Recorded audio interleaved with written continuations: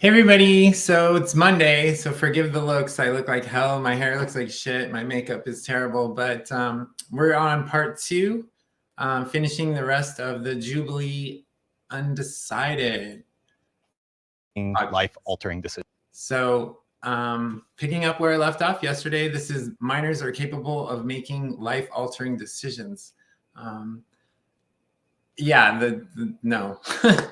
And there's several reasons why, but let's get into a few of the comments and then I'll give you what I think about that. Decisions. Yeah, absolutely disagree. There's no way. Minors aren't able to make decisions whether to join the military, get married, or make tattoos. And so when you're talking about something that's super important, like sex, gender, whatever you want to call it, there's no reason we should be chopping up kids, putting a bunch of hormones in them that are super dangerous that we don't quite know the effects of, and then completely changing their life. That's what I'm like really passionate about, especially just, I think this is like the voice, this is the sentiment among like a lot of Americans is, you can do what you want, but why mess with the kids? And so that's where kind of I'm at. It's like, why mess with the kids? For the purpose of this discussion, we're defining minors as under 18.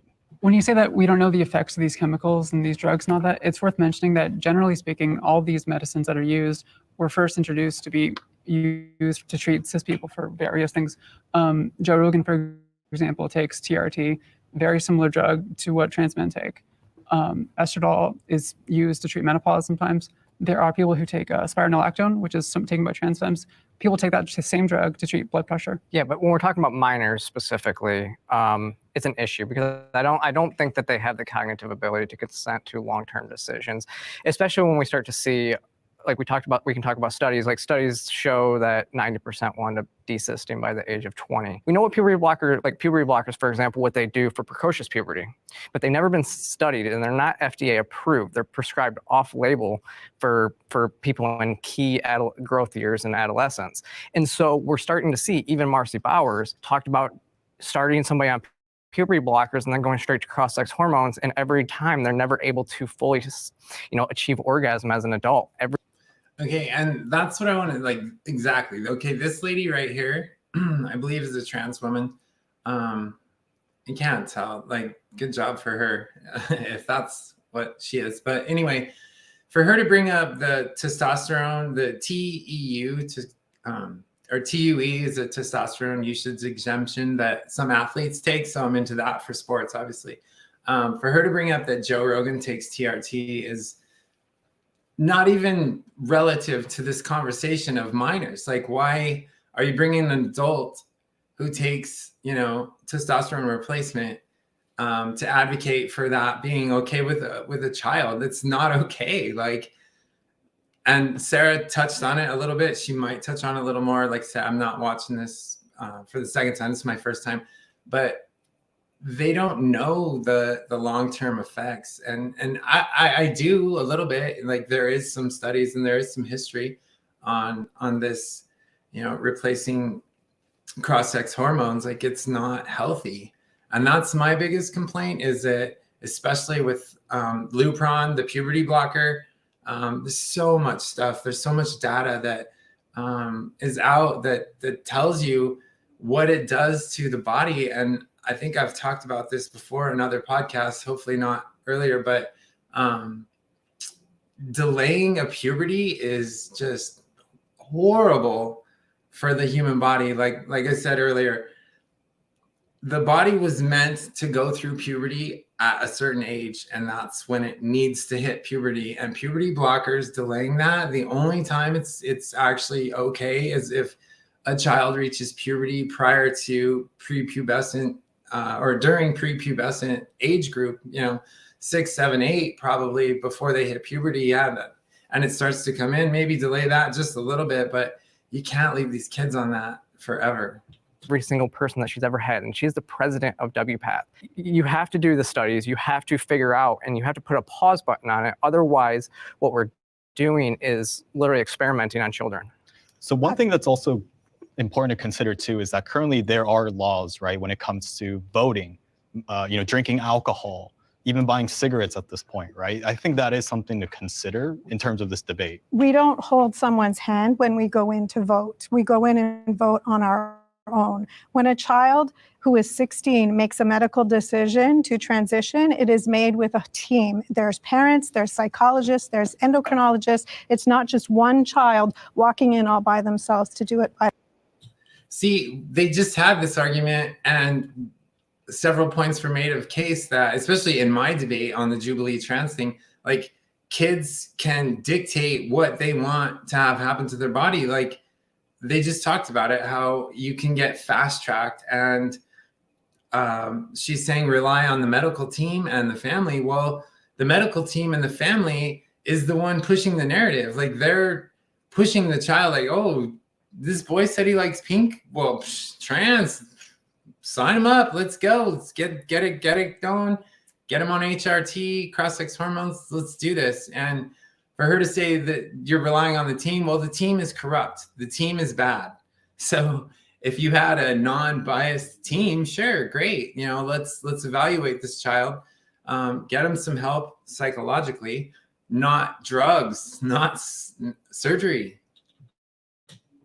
Themselves. We trust children to prepare our food for us at fast food restaurants. We trust children to drive combines on farmland in all 50 states. Why can't we trust a child to tell us that they are not comfortable and that we need to treat them medically with a medical transition? Because those are practices, those are jobs that aren't going to affect their lives forever. So that's not even, I mean, that comparison just isn't going to work at all. You that's can the have first a farm thing. accident. Getting back. A farm accident? Are you kidding me? Like now you're comparing something that might happen in the real world to transitioning a kid. This is just, you're just reaching, lady, Tammy.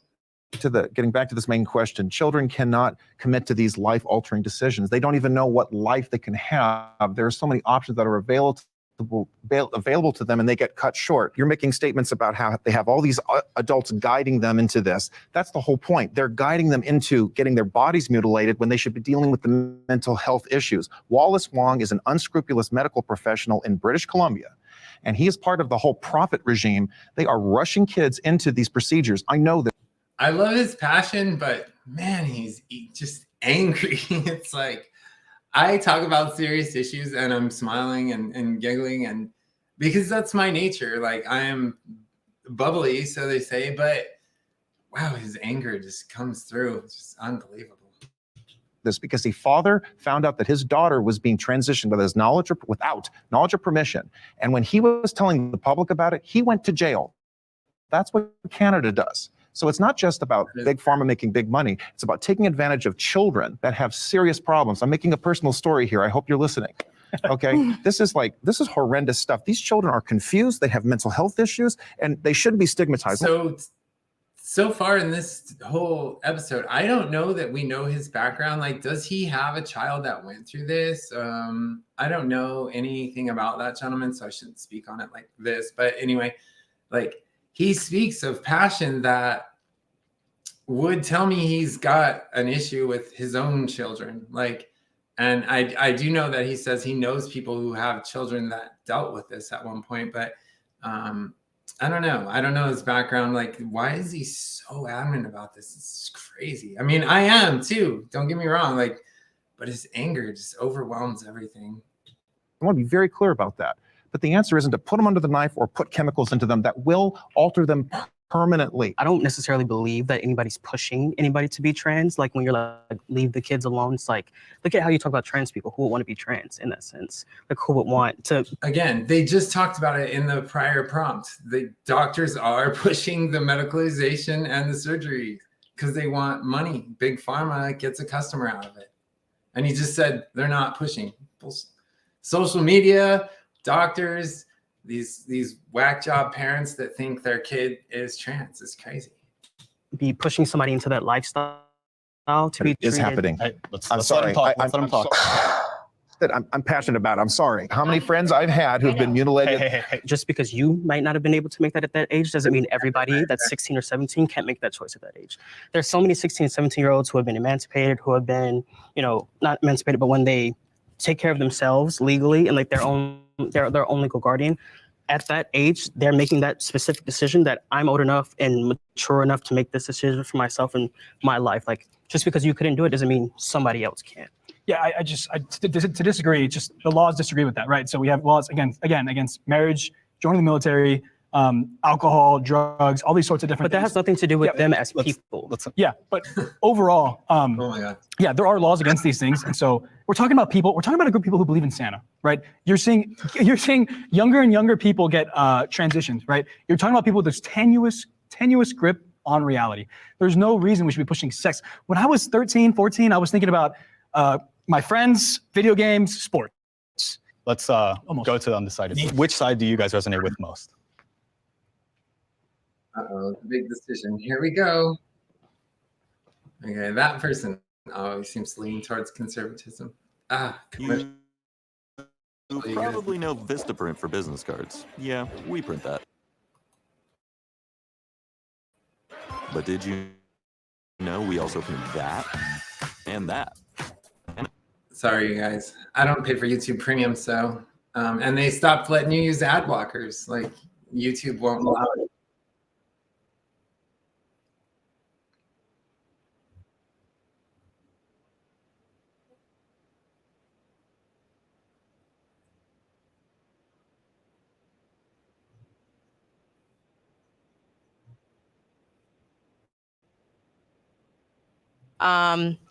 One thing I really wanted to do, and I was really into this idea, was building islands Sorry, and guys, taking all I my had friends it and on family there, mute. and like we could have our own little Commercial. community type of thing.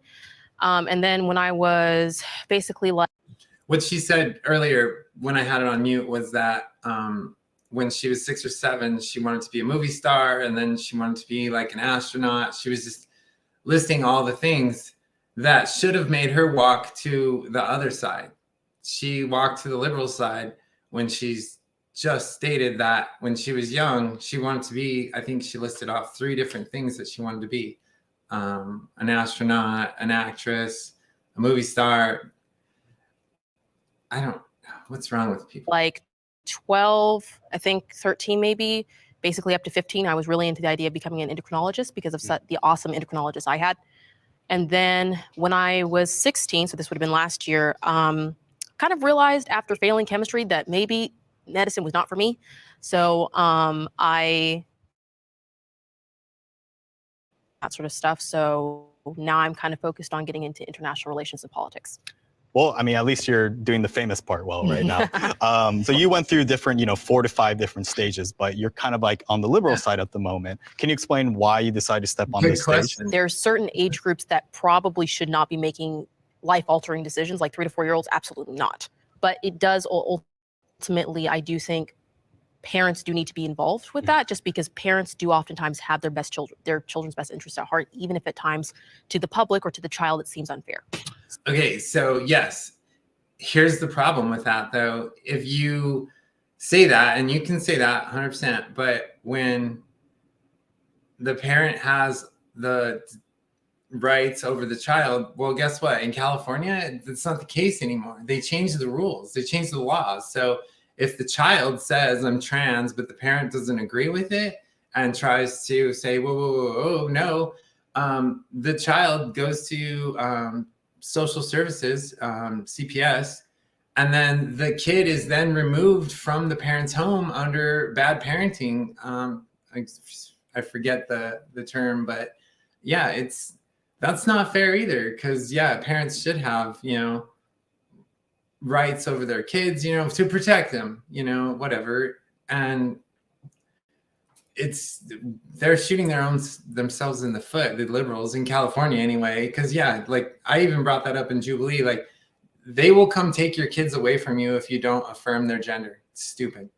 So I agree, but maybe just a little less with the conservative side this time. People also have said that you don't even develop your prefrontal cortex until you're 25. I'm 26, and I feel like I can probably resonate with that. I think the conservative side kept bringing up how there's certain things that you can't do, like in certain age groups. I think they were talking about like joining the military, drinking, but in Europe you can drink at 16. In the US, you can drive at 16, but in other countries, Middle Eastern and European, you can't drive till 18. So how do we determine, like, in actuality, what the limits are? Do you guys have any thoughts amongst you two of what made you guys go to the conservative side? I'd love to hear a discussion between you two. The one thing that really resonated with me is we're talking, I think he said, we're talking about people who still believe in make-believes. I just don't think they understand the gravity of the situation. Maybe not just transitioning, but there's certain decisions that they don't understand the gravity of. I would push back a little. I think like, especially when it comes to teenagers, I would say like 15, 16, I would say high school range. I think like we should probably give them a little bit more credit. I think, you know, when it comes to something like that, I mean, I would say like, I think it's, of course, you know what I mean? We're talking about minor, it's a huge range, but I think we should in general give a little bit more credit where it's due to them. I will say the reason I'm here is because— Okay, see that close up on Sarah? I'm gonna give you guys a little bit of like behind the scenes like information. I don't know if I did sign a non-disclosure agreement with Jubilee, but this was filmed. Like, you saw Sarah, like she almost agreed with this person who's on the conservative choice side for this minute, but this was filmed right after we finished our Jubilee debate of trans versus trans liberals, trans conservatives. So we were all there, and Blair and I were getting ready to go, and we had to help Sarah. She had to do a wardrobe change, hair and makeup again. Poor girl. We filmed for almost 3.5 hours, like, to make that episode. We were all dead tired. All they gave us for food was like little sandwiches, snacks, and stuff. But that's fine. And I'm not knocking Jubilee for that. It was great to go out there and do it. But yeah, poor Sarah. This is like her 8th hour of filming on this day. Like, the poor girl was just a trooper. Like, she held in there, and she was like informative, and she had it going on in this one. So it's good. That's awesome. Because I think I just agree fundamentally with the idea, like making life-altering choices. I don't think, you know, anyone under the age of 18, I guess maybe might be arbitrary, but, you know, in that minor range, as we've defined it in this country, I would agree. I don't think, you know, life-altering, whether that's a medical transition or even something like, you know, like what school you go to, like what college. I mean, you know, minors make decisions like that all the time, but they're not most of the time, and I would hope, usually they're not, you know, completely on their own. You know, we have support systems. And I think what's really important is that we extend those support systems to like counseling and, you know, people at schools and, you know, educating parents so that students aren't going into decisions completely on their own. Minors should be allowed to medically transition. Absolutely not. That has not changed for me. We're talking about mental health issues, and there are a whole host of problems that children deal with when they're struggling with identity or gender dysphoria. Let's treat those issues. Let's treat those causes. I have mentioned numerous cases of former trans kids who were pushed into it, parents who tried to protect their kids and were punished for doing so. This is a very fraught affair. These are California and Canada will punish the parents for trying to keep the kid from transitioning below the age of 18. Irreversible, damaging procedures, and we have so many detransitioners that are coming out warning the next generation not to do this. I think it's worth mentioning that the detransitioners, while I do sympathize with them, and I think it's unfortunate that the medical system has failed them, they're a statistical anomaly in the grand scheme of how many people have transitioned medically and surgically. We don't know that, though. So the issue is we don't know what the detransition rate really is, simply because they're falling off the rules. If you don't have your primary sex organs removed, then you can literally stop taking hormones and nobody's following up on them. Also, we also know that the longest study out is the 5-year study, and the average detransition takes place 4 to 10 years after. And so those people are not being counted in those studies. I think that we should be working on mental health coverage. We should be getting them to an age of adulthood. We shouldn't be mutilating them at a young age. And I think that they, like he said, like, your prefrontal cortex is where you make impulse decision making. And so that's what develops last. And so we should be getting them there. I think we can look at social transition. Social transition might not be a zero-sum game because we see that it kind of generally leads to transition. But let them socially transition, get them to adulthood, and see where we're at. I agree with that 100%. I've said that over and over on Twitter, Instagram, you name it. Like, social transition at 8, 9, 10, like, who cares? Like, let them grow there. I even said it on the other podcast earlier on this one, you know, just let them do it and let them see what it's like. Fortunately, or maybe unfortunately, you pass better when you're younger. You can pull it off way easier than I can. I mean, look at me, old and non-passable. But so they might develop socially transitioning, say someone who's 13, and they pull it off. They look amazing in the as the opposite gender sex, they're not subjected to what I am. They're not subjected to the side eyes at the grocery store, the snickering at the gas station when I'm putting gas in my car. Like, they're not subjected to that. So I was always like, let them socially transition so that they can experience what I experienced. But the problem with that is they pass at a young age and they don't experience the discrimination that I do. And that's not going to deter them. It's going to reinforce them to want to transition more. And I'm not saying that's a bad thing either. Like, if they make it to adulthood and they still want to transition, and they've already worked on their social transitions, they've worked on their makeup, they've had their hair short or long or whatever, it's only going to aid in them being, I hate the word passable, but you know, it's a fact. So I think social transition is perfect. I agree. Let them socially transition, use hormone blockers, start cross hormones at an appropriate age. Okay. When the body is ready to be receiving cross hormones later on. I also agree that we shouldn't be mutilating children. I don't believe anyone's being mutilated, but surgery doesn't have to happen before 18 if they are already being treated with cross hormones or hormone blockers, and we can wait until they're 18 if we are helping them and affirming their gender. I don't believe anybody has an agenda of chopping children up. Yeah, I would just say ultimately those who are promoting this and those who are accepting it will be accountable. We're seeing a lot of different lawsuits coming out. There's a transgender or detransitioner who is now suing Kaiser Permanente up in like San Jose area because she felt like he, I don't even know what gender they are, but they felt like they were led into this. They were tricked. They were kind of ran into that system, and now they're suing. And you're going to see a lot of rise of these lawsuits. And so, just to finish, I would say that children are too young to transition. They can't fully grasp this concept. And then also, it's just not true.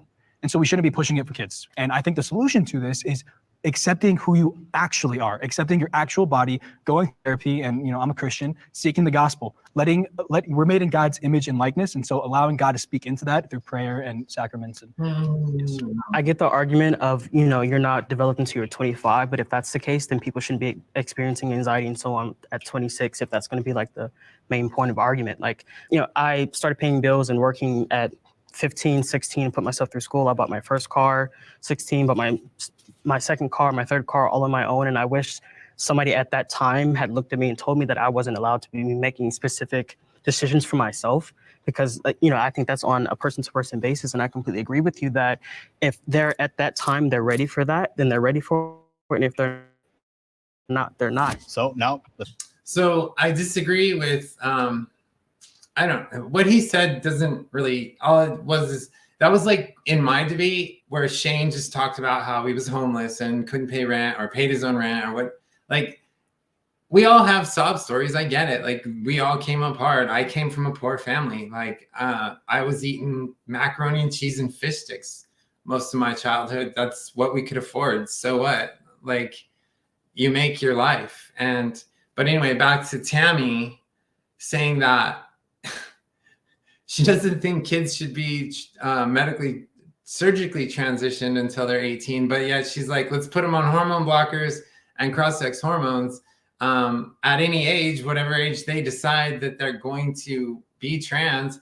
Like, so if they decide they're 15, you're going to postpone puberty for 2 years, the whole time creating comorbidities for their long-term health effects. Like, she's not seeing the big picture. She's only like, what's right here in front of my face? I'm chasing this.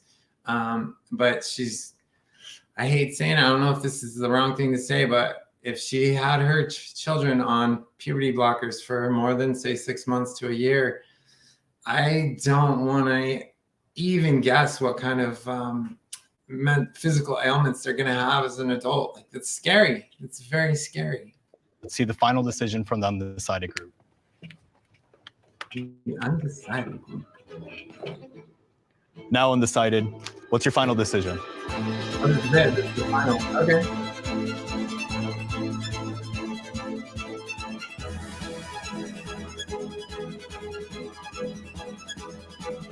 2-1. Conservatives won, kind of on that one. Sorry, we gotta add 532. Sorry about that. So what's been great about this video is that a lot of you guys have switched different spectrums. So let's start out with what made you go to the liberal side. I think that you made some really good points about being able to start puberty blockers and socially transition. And like surgeries do not need to happen before 18. They can happen after, but as long as the person can decide to start puberty blockers and decide to socially transition. Because what if they don't make it to 25? What if they're not still alive to transition at 25 when they're fully developed? So like I just don't sorry. And like I've seen my cousin, I can't imagine my life without them. And if they were not like if they're not able to transition, I know the effect that will have on their life, and I can't imagine it. I definitely think that social transitioning is acceptable. I think of the case of like Angelina Jolie's daughter, who went through a long phase of, I guess, we were not entirely sure if it was gender dysphoria or not, but wanted to present as male, and then came to an age when they did decide that that was something they no longer wanted to do. And so I really respect that opinion, and I am also concerned about that. I really genuinely, we also, if we're not entirely sure like what the medical, you know, transitioning has long-term effects, or like the medicine itself on brain development and all that stuff, I think we should just be very wary of letting children transition. Exactly what I've been saying this whole, even from part one, like the long-term health effects are just not known. And I mean, yes, there are some trans women out there my age who probably did transition as teens, but you know, I'm only 48, and I'm talking like when you're 50, 60, you're going to be in the hospital all the time dealing with complications. That's my opinion. Don't 100% back that with any scientific numbers. I'm just telling you the facts that we know about cross-sex hormones and what they do to the body, especially Lupron, the puberty blocker. It's horrible, and you just don't know. Even if it is with medical, you know, teams, because as you said earlier, science is constantly a changing field. I still lean very much towards the middle, but I think if I had to pick, I lean right now a little bit more on the conservative side. And I think the point you made about how we just don't know really like the detransition rate, transitioning as a process, you know, medical transition, also social transition. And you're absolutely right. You know, in 10 years from now, you know, someone's experience might not be the exact same. And one thing on the detransitioners that was never brought up, that Sarah touched on it a little bit, but because if they didn't get surgery and they desist, they just fall off the radar and nobody knows about them, and they're not followed up with to see how they're doing after the body starts to recover from the cross-sex hormones. But also, a lot of the detransitioners get shamed by the trans community. I pointed out myself, like that's really me doing that. So they're afraid to come out and say, hey, I detransitioned. No, they don't want anything to do with that. They just kind of go away in their own private little life and hide from the world. And that sucks, but it's the only way they feel safe to detransition, because they don't want to get called out. Saying that that's the case for everyone. I'm saying that that's probably still not even the majority of people, but I do think it's still a significant amount to take into consideration. There's still a lot that maybe we just don't fully understand. And I think until we get to that point, I'll just err on the side of caution. At least that's how I see it. Clearly, we all have our own biases, narrative, and hopefully we can consider all these different personal experiences as well as statistics. So thank you. Thank you. Okay, that was pretty cool. Like, I don't know that any minds got changed, being that it was like the undecided part. So it's hard to say. Like, my reaction to that would be conservatives won over the votes of those three individuals that were brought in to kind of make that deciding factor. But at the same time, they didn't really come to, wasn't middle ground. So they didn't change their mind. Everybody was like, we just don't know, because there's no data, there's no history, there's no proof positive that this is the way things should be. So it was a good episode. It was enlightening, and I'm glad I got to spend time with you guys and share my thoughts on it. And I wanted to see if I can show you guys something real quick that I don't appreciate this, but if you're still listening, I'm going to call this person out. I don't know their name, but this dates back to my Jubilee trans versus liberals. And this person is attacking my personal character for no reason whatsoever, other than to make a good example of why the LGB wants to cut off the T in the Q, which the Q shouldn't even be with the T. I hope you guys are still watching this, but this gentleman, this is part of LG, I assume, and or maybe he's even LGB, I don't know. But to call someone out in your own community, supposedly under the LGBT umbrella, like, it's bullshit. Like, this debate was about bathrooms and stuff, and this dude just attacks me personally. Miss Jessica, I'm sorry. You need to get you a good old long blonde natural wig, bitch. And them knees, bitch, you should always wear pants. And I know, like, you're on the conservative side, quote unquote conservative side, but sweetheart, never wear a short wig ever again, and never wear your knees out ever again. Because I'll clock you from a mile away. Okay, we all know that what made me popular was me saying, I know I don't pass. So for this dude to state the obvious inside of his reaction video to my debate, I was the one out there with my face on camera for the whole world to see. This is not just a national podcast. This goes worldwide. I'm not embarrassed to show my face. I'm right here talking to you right now. And just tearing down our own community for what gain? Whose life is better now, having you told me that my knees are manly and my hair sucks? Like, you don't think I know these things? Like, you don't think I know what I look like every day? I'm real, you know. This is me, but I'm also not stupid. I know I don't pass. I've said this a million times. I get tons of support, which I appreciate, by the way. Thank you to all of you who reach out to me on social media platforms, YouTube, Instagram. Girl, you pass. You're welcome in our restroom every day.